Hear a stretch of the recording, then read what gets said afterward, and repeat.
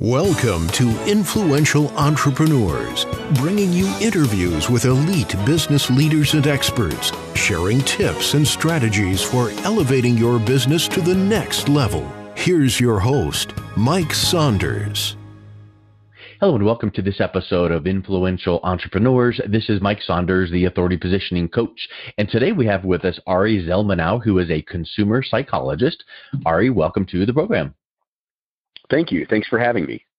And so you're more than just a consumer psychologist, which I really appreciate the fact that you are a doctor of psychology, and that brings some wonderful credibility. But we also have the detective to bring into the mix. So give us a little background there and how that ties into your consumer psychologist.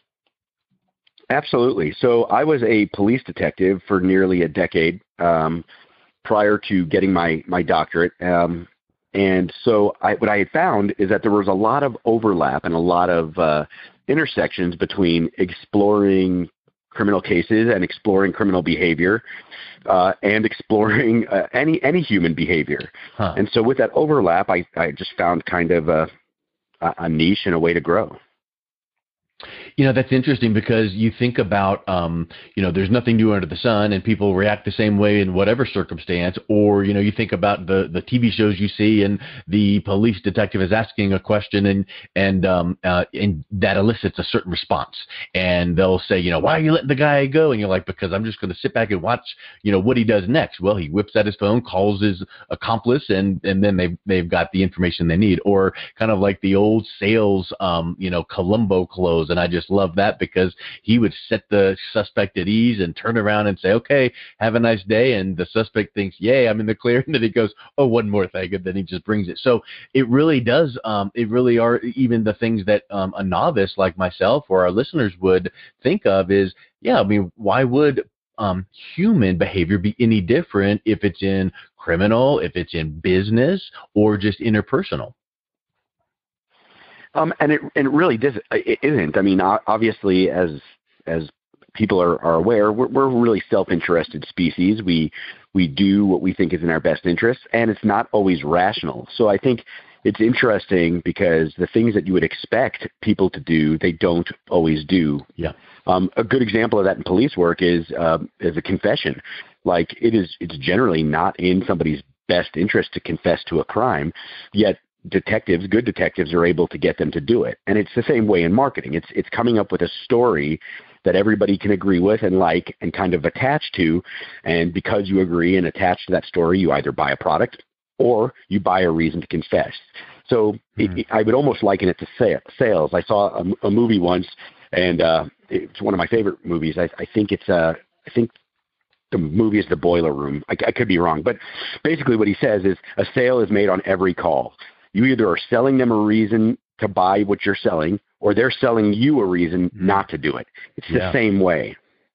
Yeah, that's really powerful because that really is the case. And, we're selling this weekend where we're going to go with our friends or family. I want to go to this place and they might want to go somewhere else. And we're selling and leveraging, all the time. And I think that people don't realize that. So when you then took these skills and moved into the business world, were you a police detective first and then you decided to go back for your education and then move into business and consulting that way? Yeah. So I was a police detective and I went and I got a master's and I started studying like cost benefit analysis and rational decision making. And the more I studied that, the more I realized that people weren't rational decision makers. So I went and I got my doctorate studying psychology, where I studied like human learning and cognition. And I came to realize how irrational people are, and how decision making is a lot of times naturalistic, and it's not always based upon a careful weighing of cost and benefits.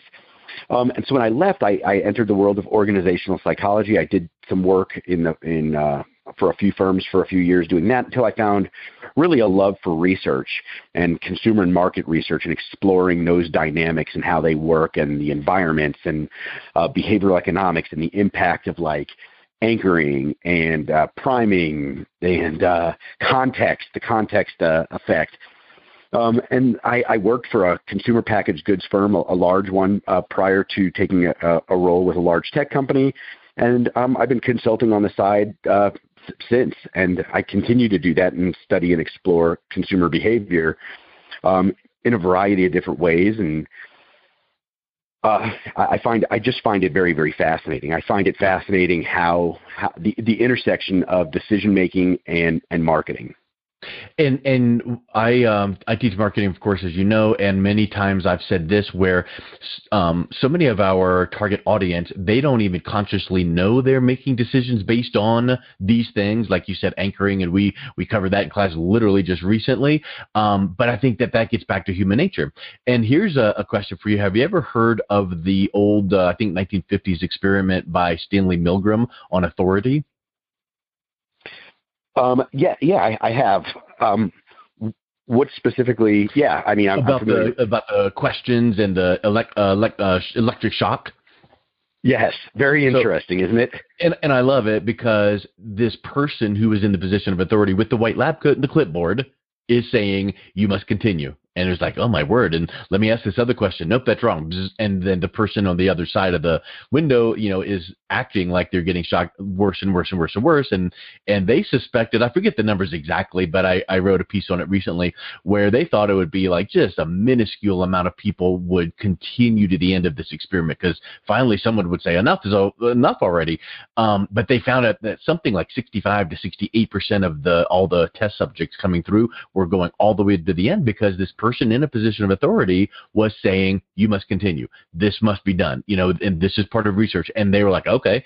And they kept doing it. And so I think that heuristic and that trigger based on the position of authority, whether it's this example or, someone on law enforcement, someone in a uniform.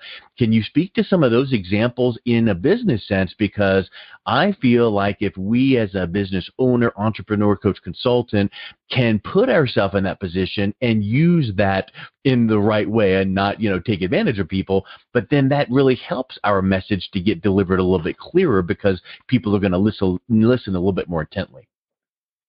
Yeah, so I think there's two ways to think about that because it also ties in for me closely to the Stanford prison experiments with Phillips and Bardo.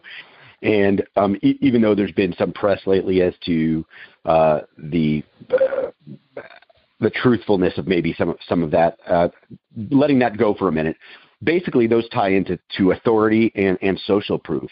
Yeah. And obviously, when you have an authority and somebody you trust and believe, and this is why like influencer marketing is so powerful, is because people see them not only as an authority, but then they're also getting this vast amount of social proof.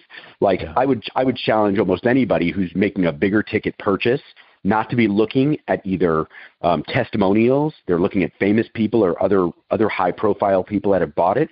If you know what, when I go to a restaurant, I get on Yelp. Isn't that crazy? Yeah. Like I'm looking at reviews from people that I don't even know because of the power of what you're speaking about.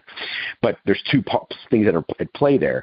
The first thing that's at play is the social proof from all the people speaking on Yelp. But the second thing at play, which is what you're touching on, is the authority of Yelp. Because there are other sites, but people go to Yelp because they see it as an authority. You're exactly right, and it's trusted. In fact, I literally yesterday made a decision on a piece of technology, and this person was saying, "Well, you know what? This piece of tech, this provider, this vendor, this one element isn't the greatest. So why don't you look at this?" And I looked at the recommendation, and it was some no-name provider, and the one I was looking at is like the number one out there, and it was still priced really well. And I said, okay, hey, thanks for that, but I just looked up a top 10 providers in this CDN network report that I just read. Your recommendation is not on there, so I'm going to stick with number one. And we tend to want to go with the people that are proven, as long as it's not $1 trillion and it's in your budget, but you tend to want to go with that. And you said something really interesting about influencer marketing, and I want to see what you think from a psychological standpoint. It's indisputable that it works, and we know that. But don't you think that many people these days look at that and go, they're just getting paid to hold the can of whatever in their hand and say, wow, this is awesome. So at what point do we as consumers look at this influencer that's advertising or promoting or pushing this thing and know they're just doing it for the paycheck? So I think I touch on that in two ways. One is I think people always have to remember that buying things it's an emotional experience. It's not a rational experience. See, and the best evidence I can give to that people will cling on to is if you go out and make a big ticket purchase, if you've ever felt buyer's remorse, that's rational. But the purchase itself was emotional. So you have that mix. It's kind of the juxtaposition of the two. So knowing that it's an emotional decision and knowing that like you're likely looking for some way to rationalize the purchase, like in your head, to give you a push, because you already emotionally you're attached to it, or you wouldn't be doing the research. You want to make the purchase. You're just looking for a reason to tell you to, or a reason to tell you not to. So it being a famous person or somebody you recognize, there's some subconscious belief that this person is you trust them because you've seen them. So it's kind of like in a sales process when you think about it, they're like, hey, if you're going to do cold selling, you need to expect to have contact with somebody 5 to 7 times. It's not because 5 to 7 times is some magic number. What that is they become familiar with you, and that familiarization breeds trust. At the time that you're making that decision, you're not thinking, oh, this is a famous person, or they reached out to me 5 to 7 times ago. Those are rational things. What you're thinking is, oh, I know Michael Jordan. Michael Jordan's a famous basketball player. If he drinks this, I must drink it. Yeah, I just dated myself by using Michael Jordan. But yeah. So that's a really.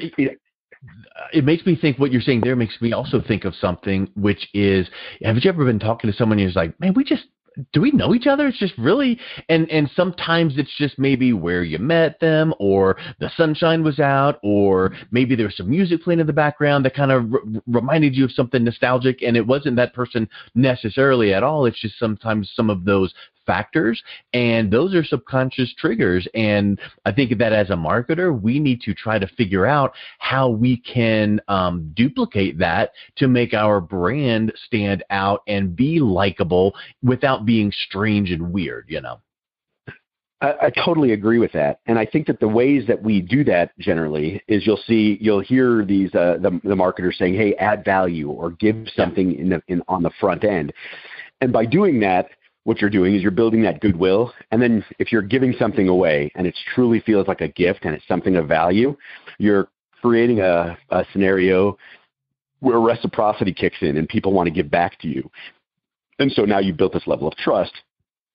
You've given them a gift. You've given them something that they feel is super valuable. And then they want to give back. And I think the second part of that is the best marketers in the world, the ones that I continue to buy from, I buy everything they sell, are the ones that met me where I'm at. So, for example, they have done such a good job of researching and understanding their customer that when they talk, I feel like they're talking to and about me. They would know, oh, family, kids, likely graduate degree. Like they would know all of these things, and they speak to those things. That's how you breed that level of trust. And conversely, you can turn people off. I put a post up on LinkedIn not long ago where I got an email from one of the big magazines saying, hello, friend. When you say hello, friend, you're immediately telling me you don't know me at all. Yep. Yeah. Or how about in the email where you get hello bracket, first name bracket, it's like, come on, get your automation working the right way.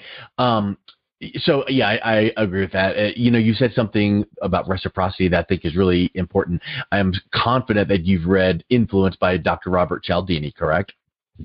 Of course. Right. I mean, that's probably one of your textbooks required readings, dog-eared and highlighted.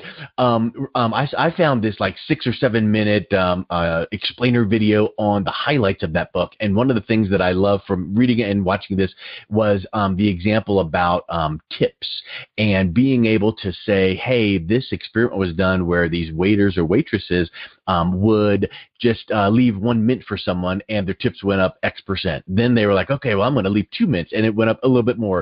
And then they would do an experiment where they left the mint and kind of touched them on the elbow and said, we really enjoyed, serving you today. And it went up even more. And then another one was they maybe left the mint and turned to walk away and said, have a nice day. And then they turned back around and say, oh, by the way, I really like the fact, and they recounted something that they learned during their conversation. And it just went up even more because they felt like they were heard, listened, but then that reciprocity. A dumb mint to increase tips by dramatic. I mean, don't hear these marketing concepts like reciprocity and, give and serve and add value and think, oh, that's just a wives' tale. It actually is a proven, documented, research, driven fact. So how can marketers use that in their business? Can you think of a way you've worked with a client or seen how reciprocity would be able to be fit into a business development plan? Yeah. So I think there's first I would like to start with the watch out, the thing that you should be careful of. And giving away one-page lead magnets or all the things that people don't, like if the person doesn't actually value what you're giving them, like the Mint, maybe they value it, maybe they don't, but it's just different enough that when it happens, it's not expected.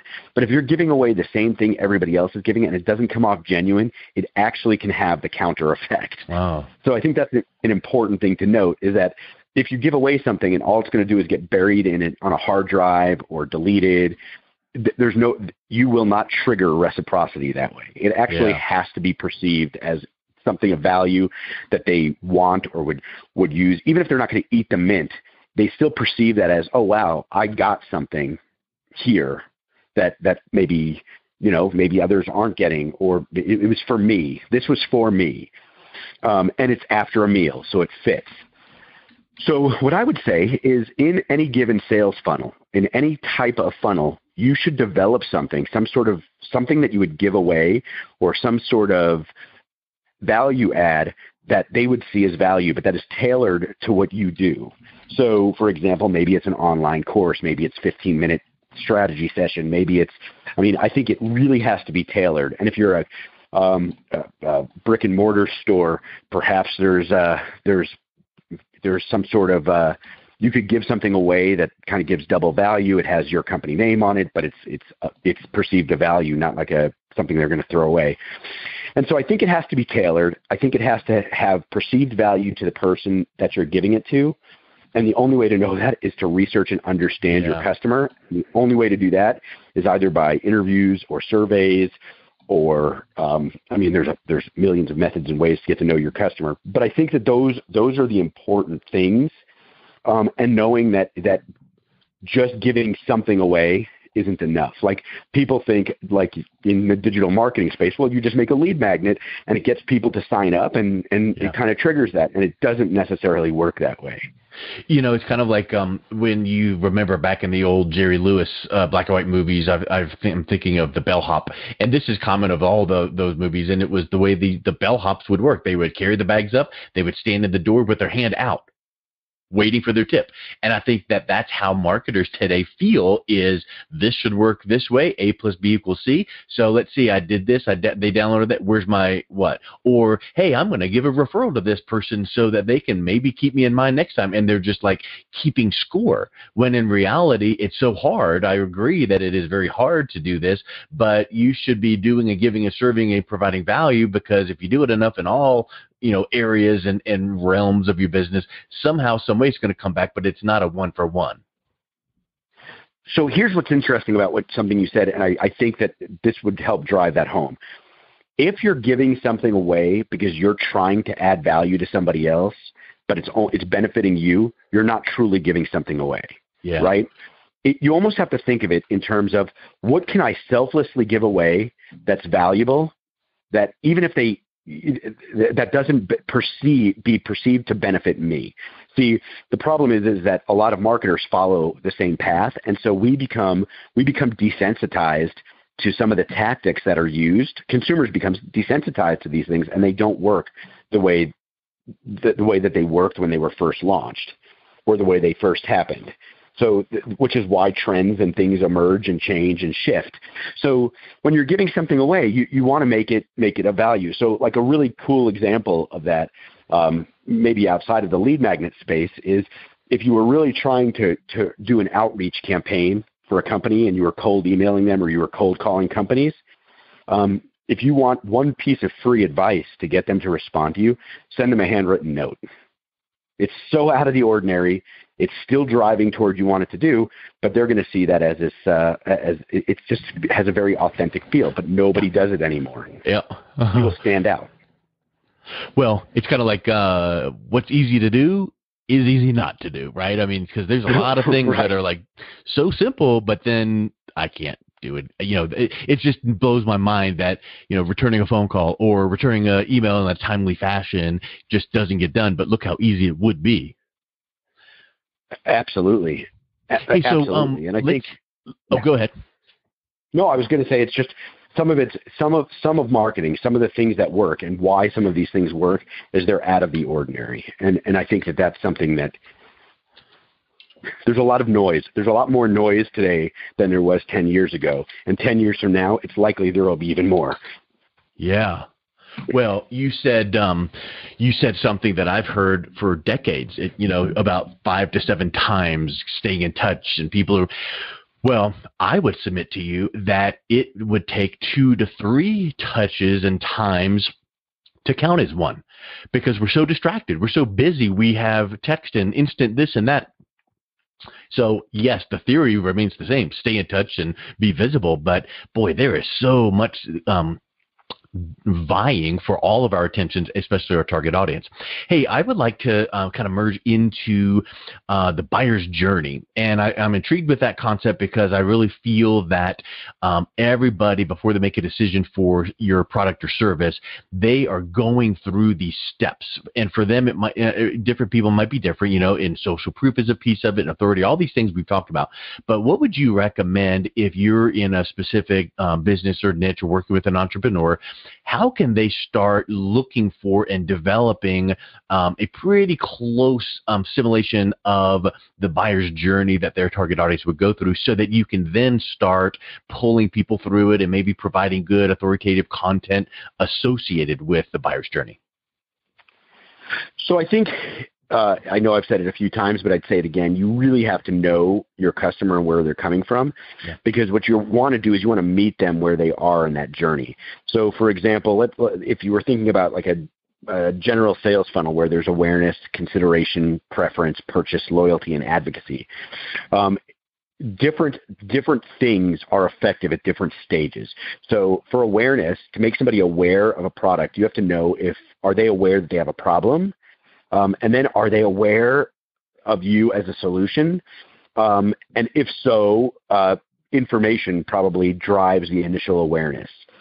Information probably drives the initial consideration, although emotion starts taking over there. When they're making a choice, as I said, buying is an emotional decision, so emotional probably kicks in. And so you're going to want to use some kind of emotional messaging and marketing, and you're going to want to agitate and trigger pain points. And then I think from a buyer's journey, somebody's going to purchase something. And so at that point, there's emotion, and then there's like an interaction with you and a relationship being built with your business, all the way through loyalty and advocacy. And the points I would make in a buyer's journey is that you need to think about the buyer or the customer experience at every contact point of the journey.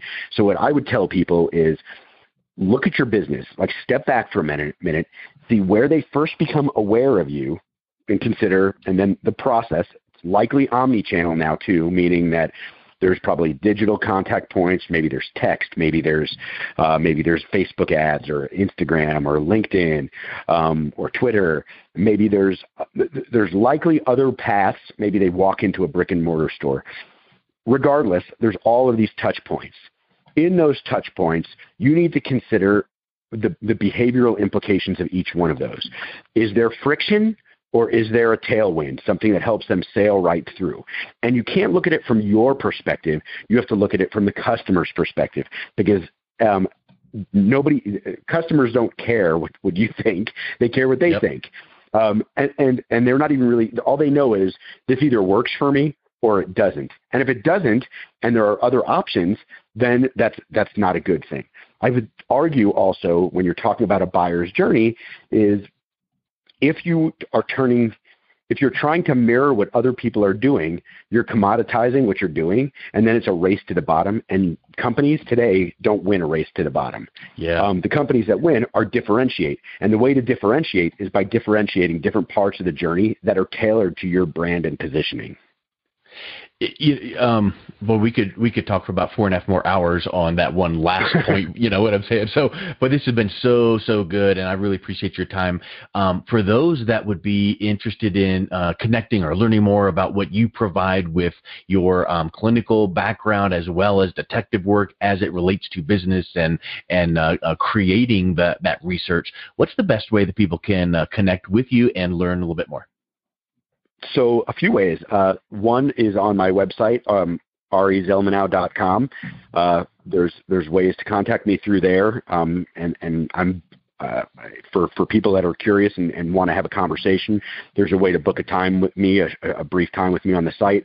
You can also follow me on Twitter, Facebook, or LinkedIn, and I generally will connect with anybody who's curious and who needs some help. And I'm always open to answering a few questions for people in any of those channels. Excellent. Well, thank you so much. I'll make sure that I put your website link in the show notes, and I really appreciate you coming on the show today, Ari. Thank you. Great. Thank you so much. You've been listening to Influential Entrepreneurs with Mike Saunders. To learn more about the resources mentioned on today's show or listen to past episodes, visit www.influentialentrepreneurssradio.com.